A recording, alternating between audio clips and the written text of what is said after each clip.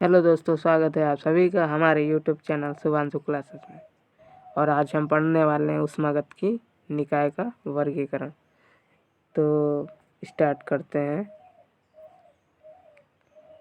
ये 2 टाइप्स के होते हैं। कितने टाइप्स के? 2 टाइप्स के। पहला आपका होता है ऊर्जा में द्रव्यमान स्थानांतरण के आधार पे, और दूसरा आपका पदार्थ की अवस्था के आधार पर।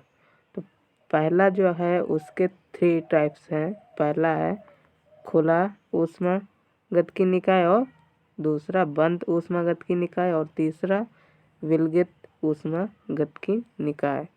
और इसमें दूसरे वाले में 2 हैं, समांग ऊष्मागतिकी निकाय और दूसरा विषमांग ऊष्मागतिकी निकाय। अब इसकी परिभाषाएं हम लोग पढ़ेंगे आगे। चलिए आगे पढ़ते हैं। तो खुला ऊष्मागतिकी निकाय क्या होता है? वह ऊष्मागतिकी निकाय जिसमें निकाय की परिसीमा से ऊर्जा तथा द्रव्यमान दोनों का स्थानांतरण हो। जिसे आपका ये निकाय है, इसमें द्रव्यमान का प्रवेश होता है और द्रव्यमान निकल भी जाता है। ऊर्जा का प्रवेश हो सकता है और निकल भी सकती। ये दोनों चीज़ें हो रही हैं। तो ये कौन सा हो गया? खुला ऊष्मीय प्रभाव। ये खुला ऊष्मीय गतिकी निकाय हो गया ये। तो ये इनके कौन कौन से उदाहरण हैं? बॉयलर है, गैस टरबाइन है, और वाष्प टरबाइन और वाष्प इंजन। इतने उदाहरण में आप लिख सकते हैं।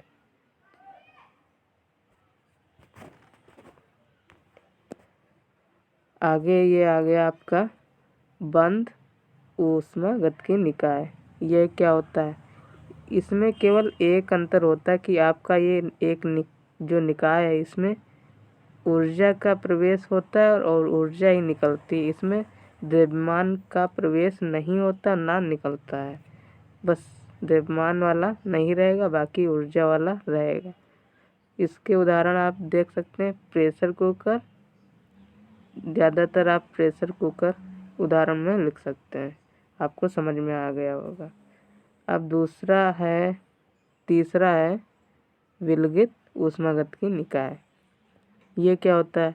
ये निकाय तो होता है, इसमें ना ऊर्जा जाती है, ना ऊर्जा निकलती है, ना द्रव्यमान प्रवेश करता है, ना द्रव्यमान निकलता है। ये चीज़ें होती ही नहीं, खाली निकाय होता है।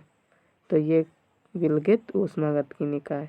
ये आप पहले के 3 टाइप्स थे। अब सेकेंड वाला उसके क्या है?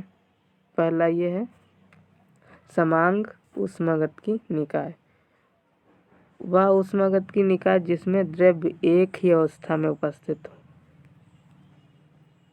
वह समांग ऊष्मागतिकी निकाय कहलाता है। जैसे अमोनिया और जेल का मिश्रण, और ऑक्टेन हेप्टेन का मिश्रण।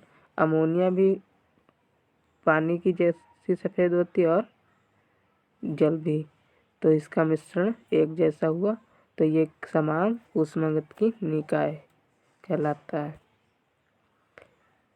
अब आ जाओ विषम ऊष्मागतिकी निकाय क्या होता है? विषम ऊष्मागतिकी निकाय जो है, इसमें द्रव्य एक से अधिक अवस्था में पाए जाते हैं। समांग में होता था एक ही अवस्था में, और इसमें एक से अधिक अवस्था में उपस्थित होते हैं। जैसे जल और बर्फ का मिश्रण। जल जो है द्रव अवस्था में होता है और बर्फ ठोस अवस्था में। इनकी अवस्थाएं चेंज हैं। तो ये हो गया आपका विषमांग ऊष्मागतिकी निकाय। तो आज की वीडियो में इतना ही। मिलते हैं नई वीडियो के साथ। अगर पहली बार चैनल पे आए, सब्सक्राइब करिए। इस प्रकार की वीडियो लाते रहते हैं। Thank you.